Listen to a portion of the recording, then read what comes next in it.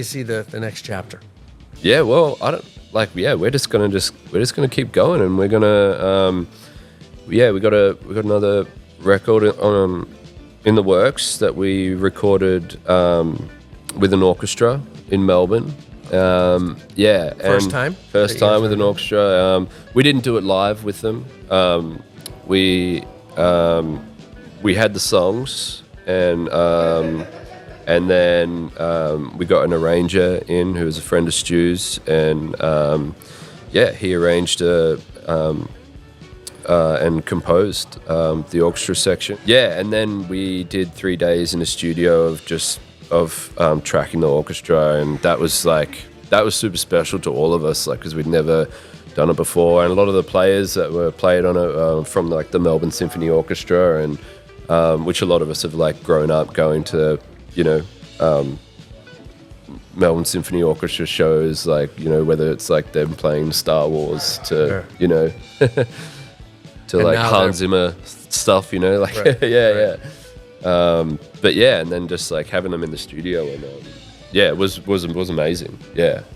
Sat opposite Stu Mackenzie at a Christmas dinner party once, and we struck up a conversation. So, what do you do? What do you do? A few years along the track, there came this opportunity which Stu got in touch with and said that he really wanted to add something a bit classical.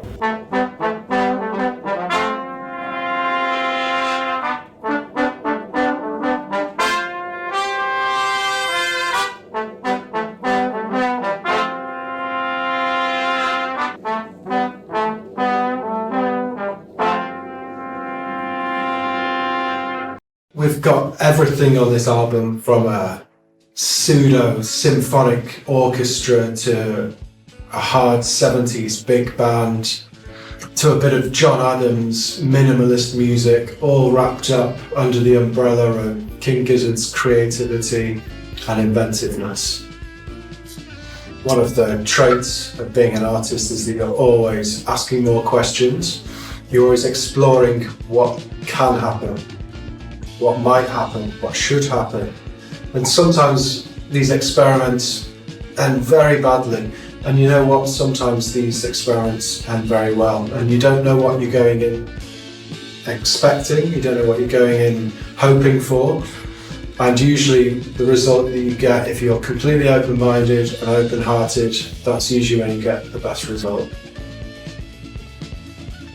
The album was pretty organic, and the boys are so flexible, and they sort of let me have reign on this new album that they've written. So we've got funky big bands, we've got classical style symphonic writing. It's been a real labour of love over the past few months, working with the band, but mainly with Stu, sort of exchanging ideas and seeing how far this could go, the scope that we had.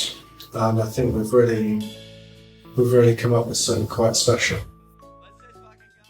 When this album comes out and hits the mainstream radio and is played and people are driving around and listening to it, or what do you sort of hope or expect people's reactions are going to be? I think they won't have heard anything like this before from King Gizzard. In fact, it's possible they might not have heard, or anyone's heard anything like this.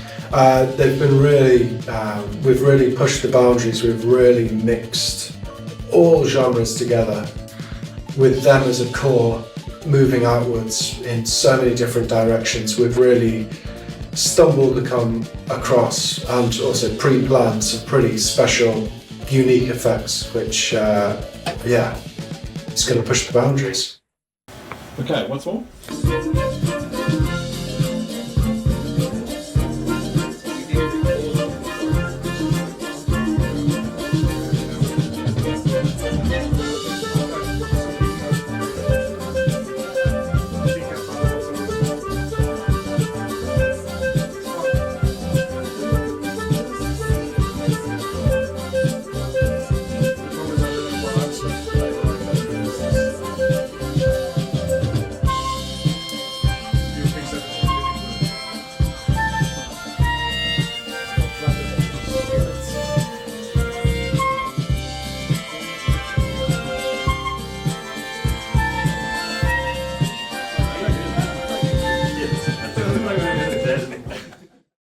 today and a little bit last week, I've started going through the stems and listening to all the vocal overdubs that everyone's doing, trying to see if I can help start figuring out like the harmonies and stuff. So for like Flyby 741 and this Phantom Island, there's a lot of harmonies going on, and it's sort of one of the last things we think about when we're trying to do songs live, and because we've got so many songs to play and learn all the time that it's, obviously the vocal harmonies and things are the last thing we think of, and a huge priority some of the time. And I feel like hopefully we can make it a bit more of a priority in the future. But yeah, like listening to some of Stu's like vocal overdubs and stuff, like it was like it would be like My Part or Cookies, and or like on Phantom Island. I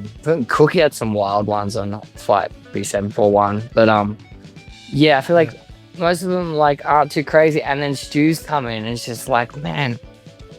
And I was just like sending him videos the other day, like joking around, just being like, what have you done, like listening to this shit? Because this is like, he's like got all these layers of like, all of a sudden it's like a barbershop like quartet cross with like, Beach Boys like coming in with these like oohs and ahs, and then there's like the bop bop bop, and then like all these. You're gonna have to try and do that live. Well, the thing is, I'm sitting here like trying to learn all this shit, and then I know for a fact that we're gonna get together in a rehearsal room next week, and they're gonna be like, "Oh no, it's chill. Like we don't need to do all that," or like I'm not gonna do that, or like I don't know. It's just like we'll get the orchestra to do that stuff or whatever. But it'd be cool to pull off some of it, because some of it's really cool and wacky. But yeah, we'll see. But yeah, there's lots of Wilson vibes in there for sure.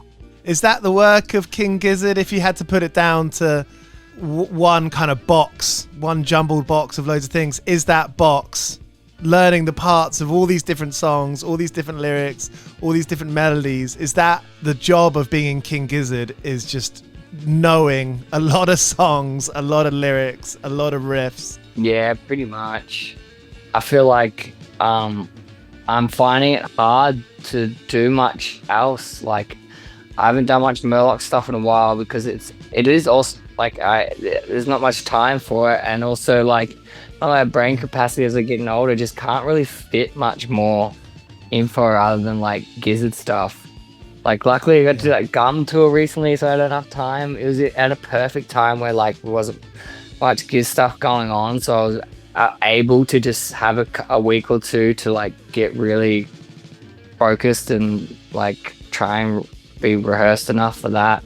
There's that line on what song is it from Phantom Island, Silent Spirit. There's that really nice line. I'm not sure if it's you singing it, but it's about like, I miss the kid and I miss you, and it's a very beautiful kind of wholesome feeling to that, and you feel that family connection. Yeah, there's lots of those sort of references on the record from the guys. I think mine are more probably based towards like my friends, or like I feel like in the last few years having people close to me pass away and things like that.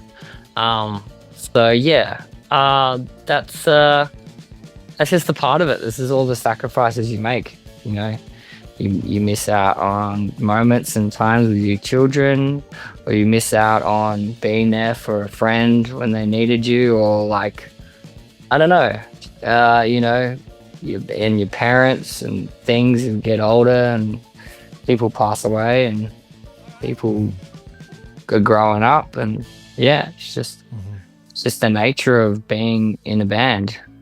Everyone makes sacrifices. Your friends and family must fucking love what you do. Even like people going to the King Gizzard shows love it. But I mean, I imagine your family and friends must think that it's fucking rad. Yeah, for sure. The support is always very strong. But yeah, it is. It's tough because I like to. Yeah, you'd always like to spend more time with these people, but yeah, like you said, that they're very supportive. So that they're not. You're not avoiding their company. Yeah. You just you just can't help it. And so that record's going to come out with the orchestra, Next year, yeah. and then And then maybe you'll play some shows with them. Yeah. We're doing and then we're doing a US tour with an orchestra. Yeah. Fantastic. Yeah, so that's I think May next year, or yeah, we're doing some really really big, really special shows with an orchestra. I think it's a 30-piece orchestra. So yeah, and it's gonna be huge. So we're gonna play the whole album, and then we're gonna rearrange a bunch of stuff from our back catalogue to go with the orchestra. So yeah. How's the orchestra stuff going? What are the challenges? What are the rewards? The first 2 days were pretty scary. Don't you think, Mickey? I wanted it to be over. the rehearsal and the first show. Why? I think we like over prepared. We're used to winging it a lot more, and I think we just thought of. I mean, for me personally, I just thought about it so much that it got scary. But it was great. It's been great. And like, why? What was scary about it? There's just a lot of people in the room. We did a rehearsal. It was our only rehearsal. It was the only time we ever played with an orchestra. And it was just the unknown, really. Yeah. And it was literally the day before the first show. And we had 2 hours with the orchestra. So we had to kind of be very, very prepared. And I guess that's just not really the way we're used to operating, but it was good exercise. It went pretty well. Some things didn't go that well, and you just got to do a lot of this. But then the show was great. After the show, that first show, I just felt so deeply tired and happy at the same time, and I sort of like looked inward and questioned what that feeling was, and I think it's just relief. Just the deepest sense of relief that it wasn't a disaster. And then the second show we did a couple of nights ago was really fun, and I think tonight's going to be even more fun. Actually, the most stressed I've ever been for a tour. Yeah, do you think so? Yeah. Just a month leading up to it. Yeah, I probably just had no idea what was going to happen. And like, how I'm going to cue shit. How Sarah's going to cue shit. But then yeah, like you said, after the rehearsal, it was just like, I just felt huge relief. And then another big relief after the first show. Yeah. Yeah, because people wouldn't know how you guys have been back in Australia prepping for like 3-4 weeks, and that's not normal for you, or? No, usually we would say We never rehearsed this much for anything.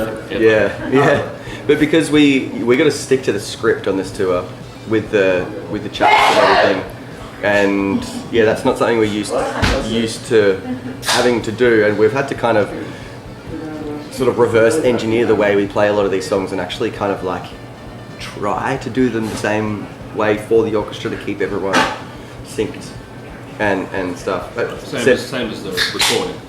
Same as the recording. Sarah, the conductor, is amazing, and she's the bridge. And yeah, it would be crazy without her, actually. Yeah, and all the musicians are ripping. So we got some amazing players. It's pretty sick. Time to rock.